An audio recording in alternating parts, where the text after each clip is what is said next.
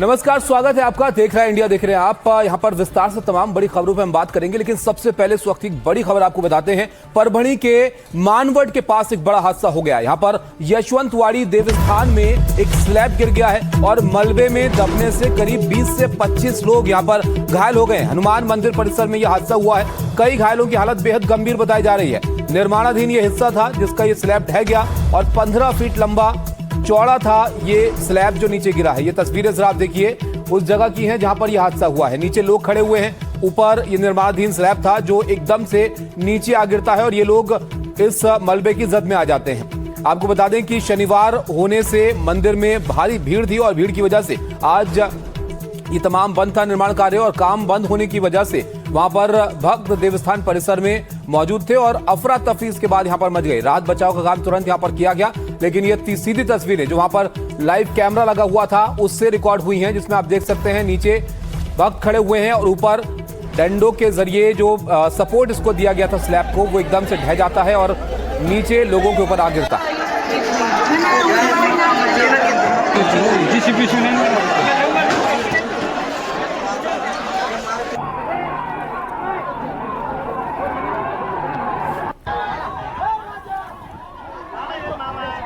तो देखा आपने किस तरह से यह हादसा यहां पर हुआ है। ये तस्वीरों को जरा एक बार फिर से ध्यान से देखिए आप। नीचे जो सामग्री है पूजा की वो यहां पर दी जा रही है। भक्त खड़े हुए हैं कतार में लगाए हुए, और ऊपर जो स्लैब था उसका सपोर्ट था दरअसल ये लकड़ी डंडे आपको दिख रहे हैं चारों तरफ, और अचानक से गिर पड़ता है। ये देखिए आप, और पूरा का पूरा मलबा इन लोगों के ऊपर जाकर यहां पर गिरता है। ये संख्या देख लीजिए आप, 15 से 20 लोग यहां पर करीब उस वक्त मौजूद होंगे जब एकदम से ये पूरा का पूरा मलबा उनके ऊपर आ गिरता है। नजीर हमारे साथ जुड़े हमारे सहयोगी। नजीर, ये निर्माणाधीन जगह जहां पर सपोर्ट लगा हुआ है स्लैब के लिए, वहां पर लोगों को आवाजाही की इजाजत आखिर क्यों दी गई थी? कैसे गिर गया मामला यहां पर अचानक से? कृपया लाइन पर। नजीर से संपर्क टूट गया, दोबारा कोशिश करेंगे उनसे जुड़ने की, लेकिन ये एक्सक्लूसिव तस्वीर एनडीटीवी पर आप देख रहे हैं। बड़ा हादसा यहां पर हुआ है। हनुमान मंदिर के पास ये स्लैब बन रहा था, कंस्ट्रक्शन यहां पर चल रहा था, और अचानक से ये स्लैब नीचे आकर गिरता है और नीचे जो लोग यहां पर मौजूद थे वो सीधे इस मलबे की जद में आ जाते हैं। यशवंतवाड़ी देवस्थान में यह स्लैब गिरा है और मलबे में 20 से 25 लोग दब गए हैं, जिसमें कई की हालत गंभीर बताई जा रही है। हनुमान मंदिर परिसर है जहां पर भक्त पहुंचे हुए थे दर्शन के लिए, और उसी दौरान यह हादसा यहां पर हो गया। निर्माणाधीन यह हिस्सा बताया जा रहा है जो अचानक से यहां पर गिर पड़ा है। 15 फीट लंबा ये स्लैब था जिसको बनाया जा रहा था, जिसका कंस्ट्रक्शन का काम यहां पर चल रहा था। और तस्वीरों को जरा आप ध्यान से देखिए तो जो सपोर्ट लगाया जाता है किसी स्लैब के लिए वो यहां पर लगा हुआ था, और उसके नीचे से ये जगह बनाई हुई थी जिसमें लोग खड़े हुए थे, और अचानक से ये भरभरा कर नीचे गिर पड़ता है। तमाम जो सपोर्ट था वो भी टूट जाता है और ऊपर से स्लैब का हिस्सा नीचे आकर गिरता है और इसकी जद में ये तमाम लोग यहां पर आ जाते हैं, जिसमें कई लोग गंभीर यहां पर बताए जा रहे हैं गंभीर चोटें लोगों को आई हैं। भीड़ की वजह से आज ये जो जगह थी ये बंद थी। निर्माण कार्य यहां पर जो चल रहा था उसको रोका गया था और भक्त यहां पर मौजूद थे देवस्थान परिसर में, और जैसे ही हादसा हुआ जाहिर तौर पर अफरा तफरी यहां पर मच गई। तुरंत राहत बचाव का काम यहां पर किया गया।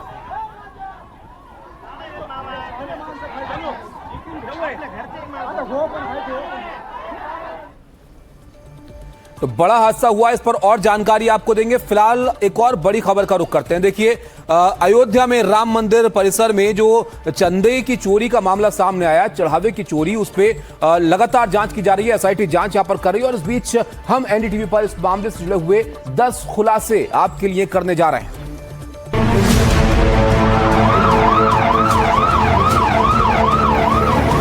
एसआईटी जांच दूध का दूध और पानी का पानी करके रहेगी, इसमें कोई संशय नहीं।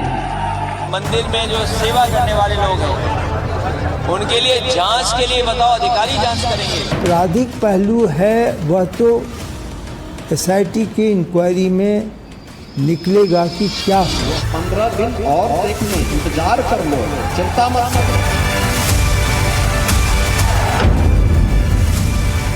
अगर कोई अपराधी है कोई भी होगा, बचेगा नहीं, यह सुनिश्चित है।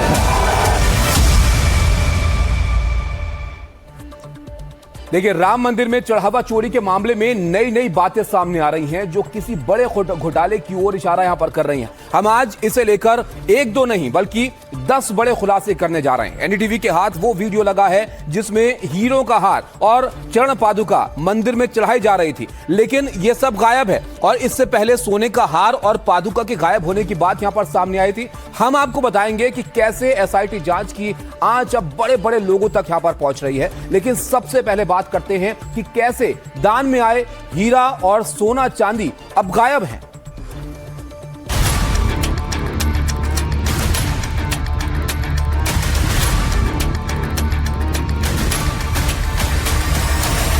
राम मंदिर में चंदे के नाम पर कितना बड़ा गोलमाल चल रहा था।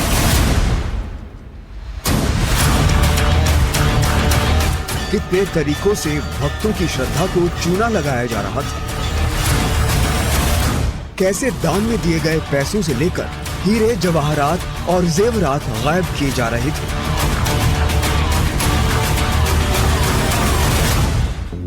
कैसे सीधे सीधे भगवान की तस्वीर लगाकर चोरी का काम हो रहा था।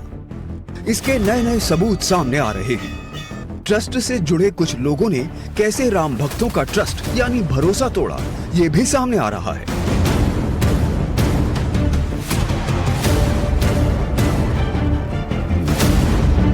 सबसे पहले आप ये तस्वीरें देखिए। आप देख सकते हैं कि एक शानदार हार रखा है। चांदी के हार पर हीरे जड़े हैं। साथ ही ये कीमती चरण पादुका रखी गई है। ये उस समय का एक्सक्लूसिव वीडियो है जब इन्हें जौनपुर के निवासी और मुंबई के व्यवसायी अजय विश्वकर्मा और उनका परिवार रामलला को भेंट करने के लिए लाए। एक पदयात्रा करके इन्हें मंदिर लाया गया।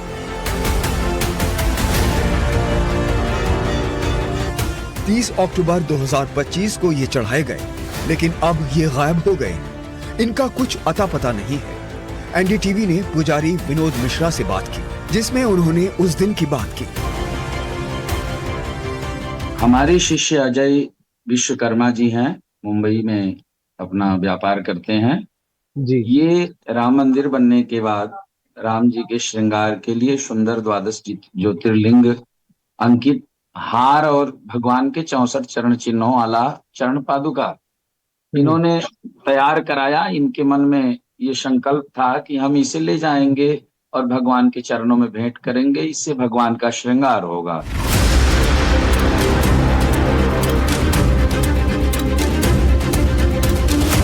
हमसे बातचीत में पुजारी विनोद मिश्रा ने एक और बात बताई कि ये सारा काम टुन्नी यादव ने करवाया, लेकिन उन्हें कोई रसीद नहीं दी गई।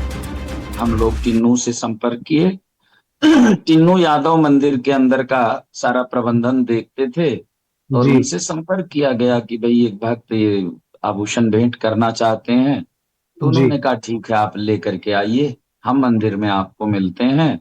तो हम भक्त परिवार के साथ उस आभूषण को लेकर के मंदिर में गए।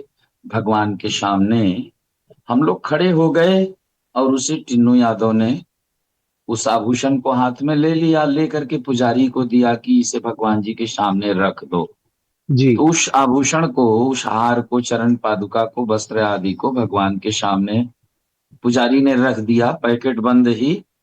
और हम लोग जो भक्त परिवार हमारे थे, अजय विश्वकर्मा जी, सबको कुछ प्रसाद दे दिया और ये आश्वासन दे दिया कि इसको जब जांच पड़ताल होगा कि कैसा आभूषण है तो इसकी आपको रसीद दी जाएगी बाद में जी। और आपको फोटो दिया जाएगा जब ये मंदिर में भगवान को पहनाया जाएगा जी। तो ये समय भीड़ का उस समय चल रहा था, वो महाकुंभ का पर्व था प्रयाग में, तो भीड़ बहुत तेज चल रही थी। इस नाते ये हुआ कि कल दे देंगे, परसों दे देंगे, ये कहते हुए 2-4 महीने बीत गए, रसीद हमें नहीं मिली। इस केस में भी मंदिर ट्रस्ट से जुड़े टिन्नू यादव का नाम बार बार आ रहा है। उन्हें प्रसाद दे दिया, आश्वासन दिया गया कि रसीद मिल जाएगी, लेकिन कभी नहीं। कहा गया कि जब जांच पड़ताल होता तब रसीद बनती है कि भाई कितने मूल्य का है, आप सही कह रहे हो, क्या कह रहे हो। तो उसकी रसीद बाद में दी जाती है। मैंने सूचना दी उनको कि भाई हमें रसीद नहीं मिली, फोटो नहीं मिला, कुछ आप दीजिए। अरे मिल जाएगा, कहाँ भगा जा रहा है, ये कह करके बात को टरकाते गए। लेकिन ये ऐसा पहला दावा नहीं है कि बेशकीमती सामान गायब हुआ। इससे पहले एक हीरे और सोना जड़ा हार और चरण पादुका के गायब होने की बात सामने आई थी। गुजरात के एक व्यापारी मुकेश पटेल ने हीरा और सोना जड़ा हार और चरण पादुका भेंट की थी। 4 जून 2025 को चार्टर्ड प्लेन से इन्हें अयोध्या लाया गया था। सूत्रों के मुताबिक पुजारी ने बताया कि हार और चरण पादुका टिन्नू यादव को दे दिया गया था।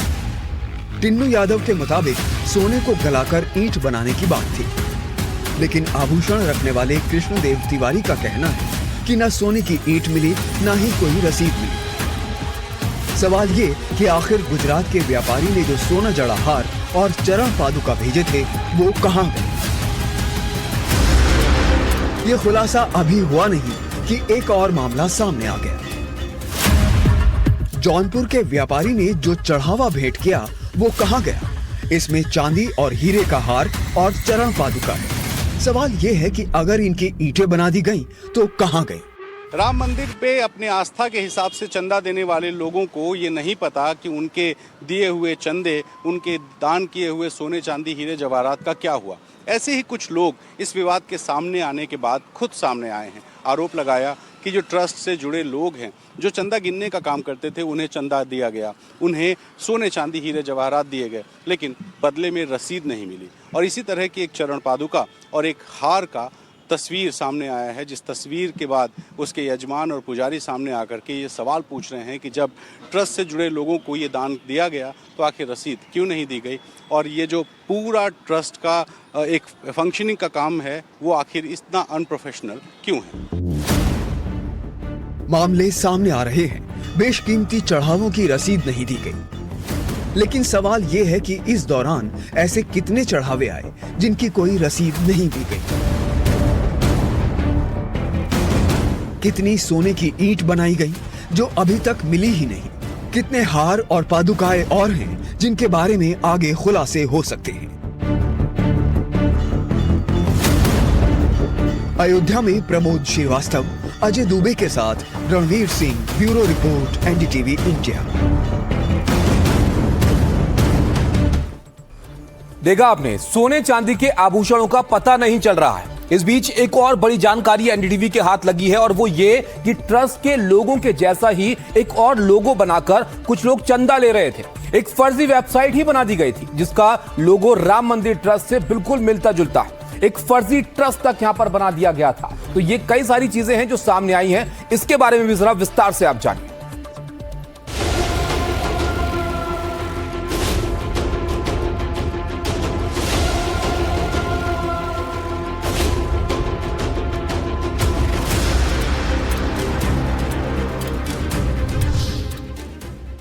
राम मंदिर में चंदे के नाम पर कैसे जालसाज काम कर रहे थे, इसका एक और खुलासा हुआ है।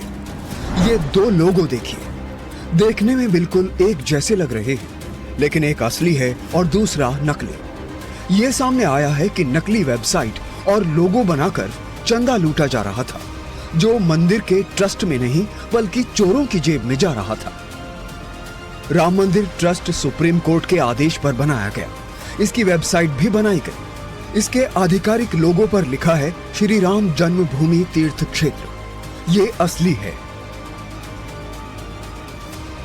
अब ये लोगो देखिए, इस पर लिखा है मां सीताराम रसोई अयोध्या फाउंडेशन। बताया जा रहा है कि ये नकली है। इस लोगो के साथ वेबसाइट और फेसबुक पेज तैयार किया गया था।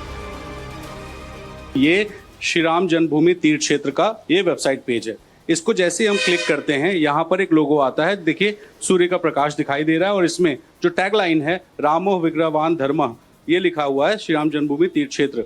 और यहाँ पर उनकी प्रेस रिलीजेज और बाकी नीचे जाएंगे तो मेंबर्स की, इसमें दर्शन की टाइमिंग मेंशन है, और इसके बाद जो ये मेंबर्स हैं इस ट्रस्ट में, उन सारे लोगों की तस्वीरें और कुछ प्रेस रिलीज और बाकी इसके डिटेल्स दिए हुए हैं।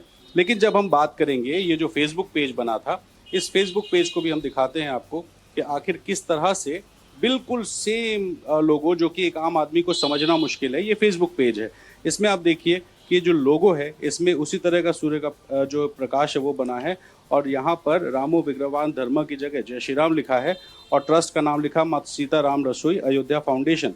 तो इस तरह से ये जो पेज है, अब इसकी अगर हम वेबसाइट खोल के आपको दिखाएं तो आप देखेंगे कि इसकी जो वेबसाइट है, safari can't open the page because of server can't be found, ये फिलहाल बंद है। आखिर बंद क्यों है, सवाल ये है।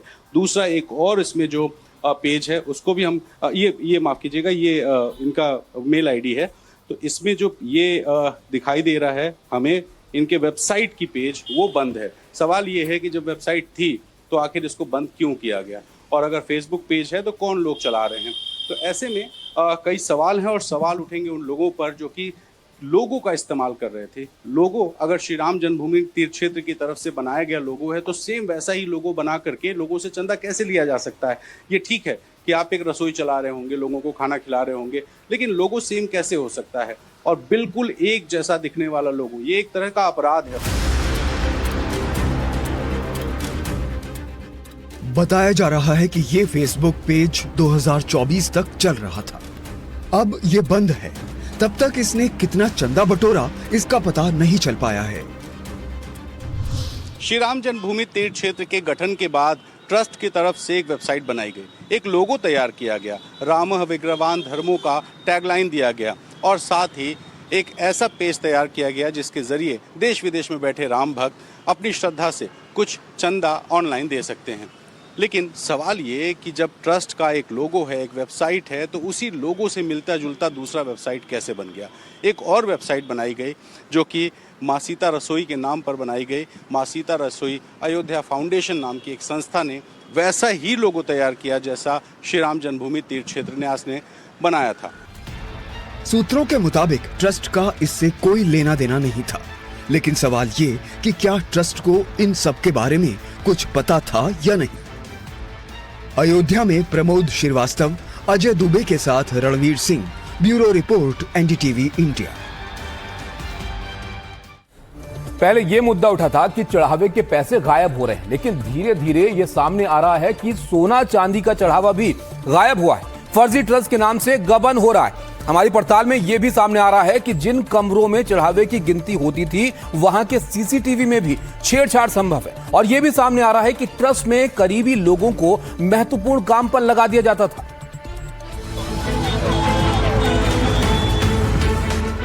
अयोध्या के श्री राम जन्मभूमि मंदिर में चढ़ावे और दान राशि कथित चोरी के मामले में गठित एसआईटी सोमवार से जांच कर रही है। हर पहलू से पड़ताल हो रही है, सबूत इकट्ठा किए जा रहे हैं। जानकारी के मुताबिक गड़बड़ियां कई स्तर से सामने आ रही है, चाहे नोटों की गिनती की बात हो या फिर सीसीटीवी कैमरों की।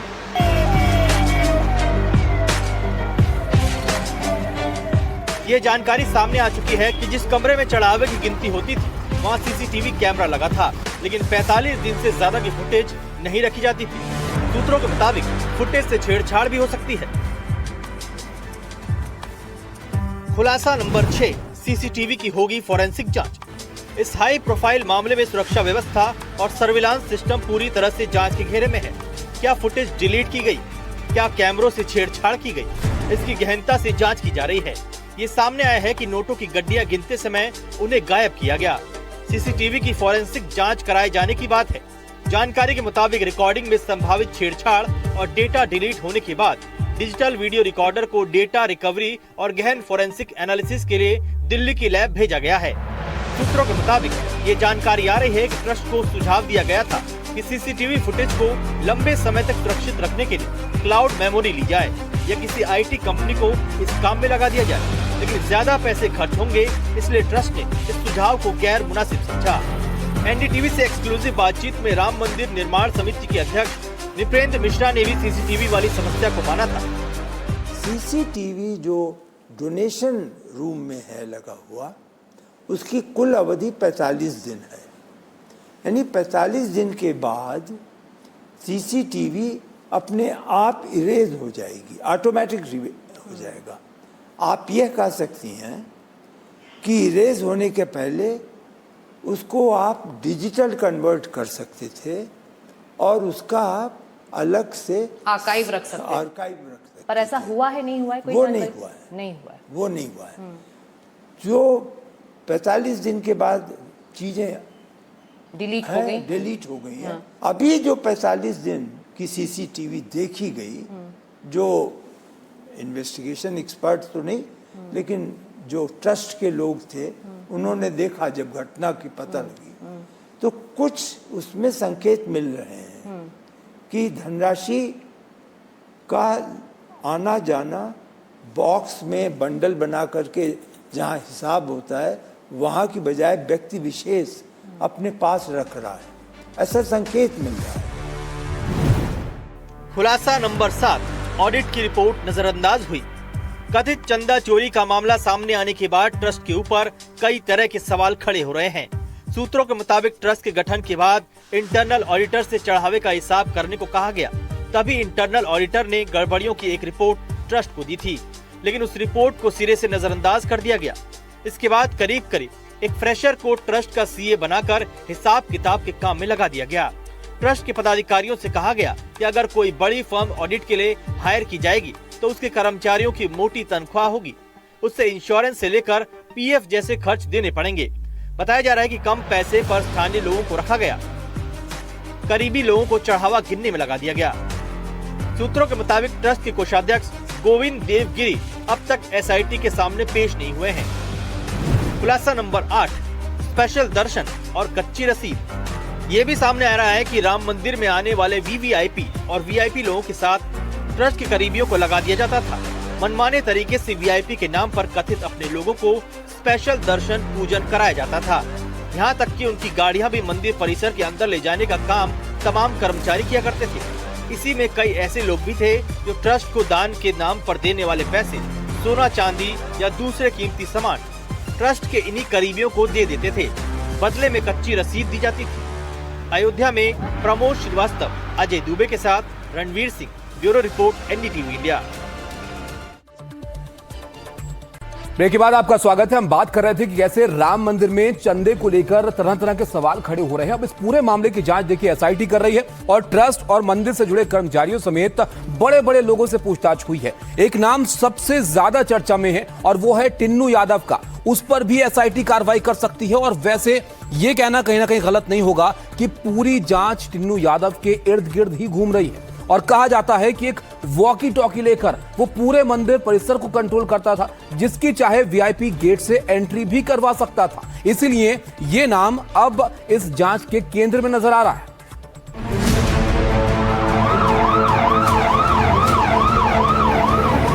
एसआईटी जांच दूध का दूध और पानी का पानी करके रहेगी, इसमें कोई संदेह नहीं। राम मंदिर में चढ़ावा चोरी का मामला तेजी से गर्म होता गया। पहले आरोपों से बात शुरू हुई, फिर मामले की गंभीरता को देखते हुए यूपी सरकार ने 3 सदस्यों की एसआईटी का गठन कर दिया। इस जांच में ट्रस्ट के महासचिव चंपत राय के बेहद करीबी टिन्नू यादव का नाम बार बार सामने आ रहा है। टिन्नू को लेकर बड़ी बातें सामने आ रही हैं। ये सामने आ रहा है कि वो बहुत ही पावरफुल था, एक वॉकी टॉकी से सबको निर्देश देता रहता था।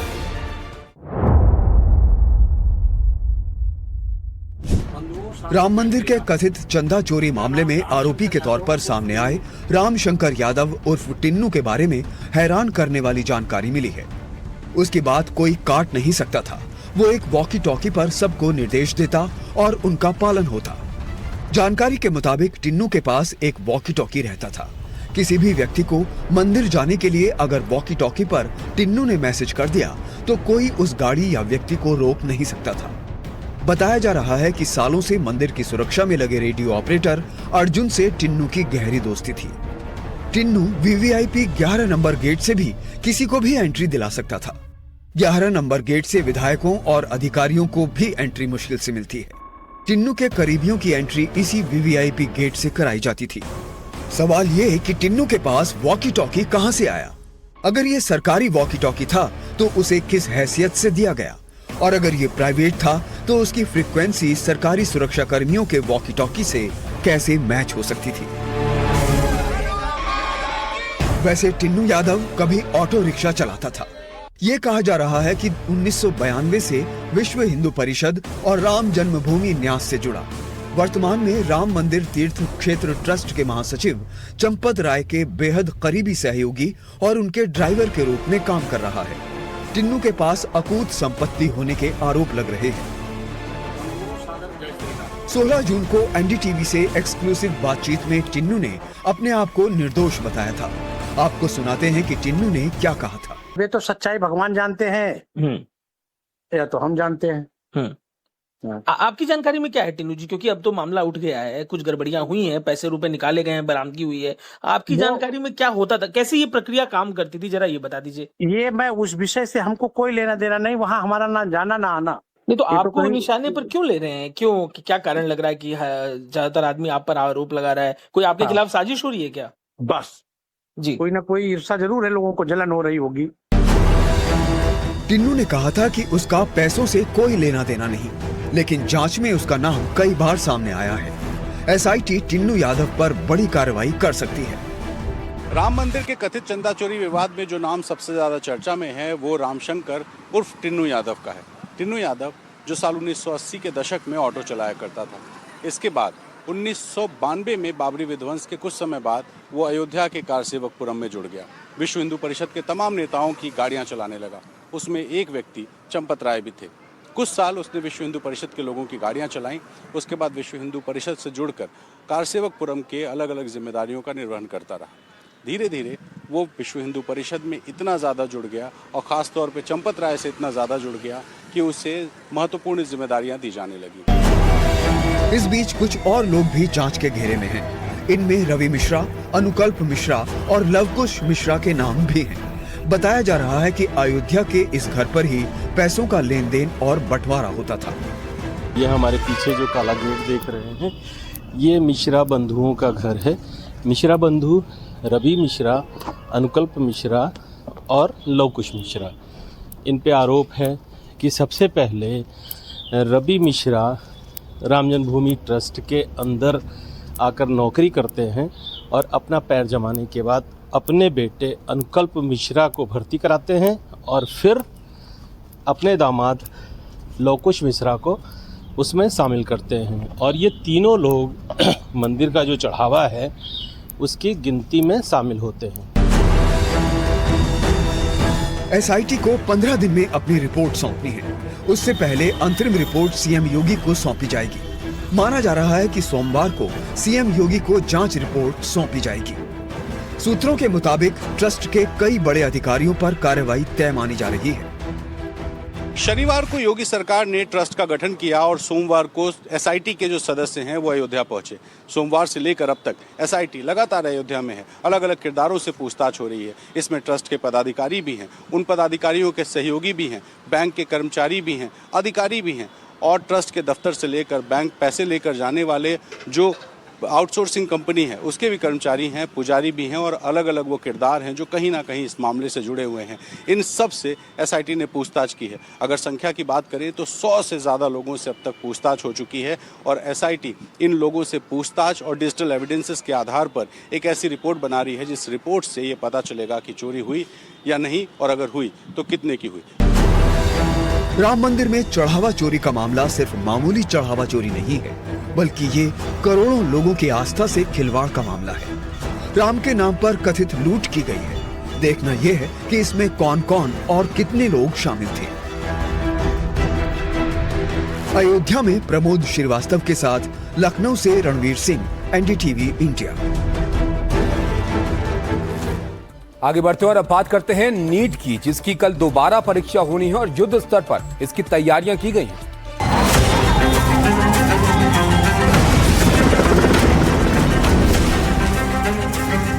देश भर के 5000 से ज्यादा जो केंद्र हैं उन पर सुरक्षा के कड़े इंतजाम किए गए हैं। मेगा मॉक ड्रिल का आयोजन किया गया है।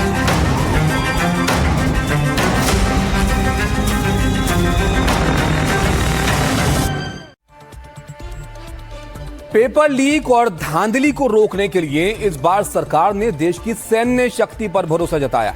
नीट इतिहास में पहली बार परीक्षा सामग्री की गोपनीयता और सुरक्षा को अचूक बनाने के लिए सीधे भारतीय वायुसेना की मदद ली गई। जगह जगह पर मॉक ड्रिल की गई है ताकि कल होने वाली इस महापरीक्षा में किसी तरह की कोई गड़बड़ी न हो। देश के सभी केंद्रों पर मॉक ड्रिल चलाकर सुरक्षा व्यवस्था को परखा गया ताकि कोई भी चूक न हो। दिल्ली, मुंबई, जोधपुर, कोटा तमाम जगहों से तस्वीरें आईं जिनमें नीट परीक्षा को लेकर कड़ी तैयारियां होती दिखाई दी। दिल्ली की बात की जाए तो नीट की परीक्षा केंद्र का जायजा लेने के लिए शिक्षा मंत्री Ashish Sood Pandara road CM Shri school पहुंचे। 3 लेयर की सुरक्षा व्यवस्था की गई है ताकि किसी भी तरह की कोई गड़बड़ी न हो। कि ये सीएम श्री विद्यालय है। अभी यहाँ पर शिक्षा मंत्री खुद आए थे, तमाम सारे अधिकारी यहाँ पर पहुंचे हुए थे और ये सारे लोग जो है वो सुविधाओं को देख रहे थे कि आखिर जो छात्र यहाँ पर एग्जाम देने के लिए आएंगे उनके लिए क्या क्या सुविधाएं हैं। हालांकि एनटीए ने बहुत फुल प्रूफ सिक्योरिटी की है। 3 लेयर की सुरक्षा रहेगी। सीसीटीवी से लेकर जो अंदर की सुरक्षा है पैरामिलिट्री फोर्सेस के पास में रहेगी और बाहरी जो सुरक्षा है वो राज्य की पुलिस के पास में रहेगी। पर्यवेक्षक को बनाया गया है और देश भर के 5000 से ज्यादा जो केंद्र हैं उन पर सुरक्षा के कड़े इंतजाम किए गए हैं। मुंबई पुलिस केंद्रों के बाहर सुरक्षा, ट्रैफिक और अभ्यर्थियों की आवाजाही पर नजर रख रही है। मॉक ड्रिल का आयोजन किया गया।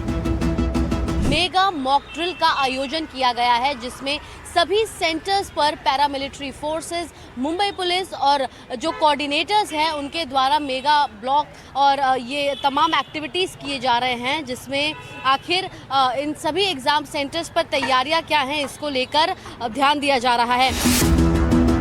वहीं कोटा में 92 परीक्षा केंद्रों पर पूरी तैयारी कर ली गई है। सुरक्षा के पुख्ता इंतजाम किए गए हैं। हर केंद्र पर सुरक्षा बल तैनात रहेंगे ताकि किसी भी तरह की गड़बड़ी के हालात न बने।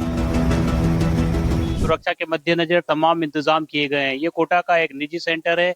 यहाँ पर भी जो है परीक्षा केंद्र बनाया गया है और कोटा की बात करें तो कोटा में 92 परीक्षा केंद्रों पर परीक्षा आयोजित होगी और 32,700 के करीब जो है परीक्षार्थी इसमें हिस्सा लेंगे। इससे पहले तमाम तैयारियों को दुरुस्त कर लिया गया है। जो पुलिस की जो टीम है उसको तैनात किया गया है। जम्मू में भी परीक्षा की तैयारी के लिए मॉक ड्रिल की गई। सुरक्षा व्यवस्था का पूरा जायजा लिया गया।